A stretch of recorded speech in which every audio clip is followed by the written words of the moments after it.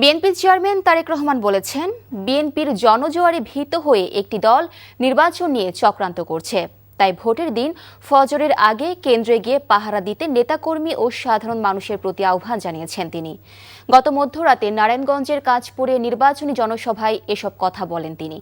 রাত 2:15টায় এই জনসভায় বক্তব্য রাখেন বিএনপির চেয়ারম্যান। এর আগে রাত 1টার দিকে কুমিল্লার দাউদকান্দির সমাবেশে বক্তব্য রাখেন তিনি। বলেন, অতীতে বিএনপি ক্ষমতায় থাকাকালীন অনৈতিক কোনো কাজ করে থাকলে দলের নেতাদেরও আইনের আওতায় আনা হয়েছে।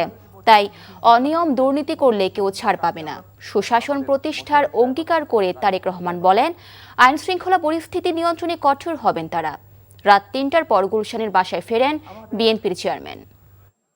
আমি যাবি নির্বাচন হয়েছে, নিশিরাতের নির্বাচন হয়েছে না, এখন আবার ষড়যন্ত্র হয়েছে যাতে আপনাদের যে ভোটের অধিকার যেটা প্রতিষ্ঠিত হতে যাচ্ছে ইনশাল্লাহ, সেই অধিকারের বিরুদ্ধে কেউ কেউ মাথা খারাপ হয়ে গেছে।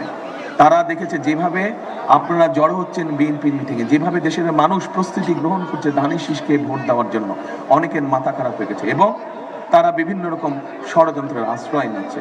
কাজেই আপনাদেরকে 12 তারিখে যেমন সকাল সকাল যেতে হবে, ভোরবেলায় যেতে হবে, একইভাবে ভোটটা দিয়ে শুধু চলে আসলে হবে না, আপনার হিসাব আপনি বুঝে নিয়ে তারপরে আসবেন। পারবেন?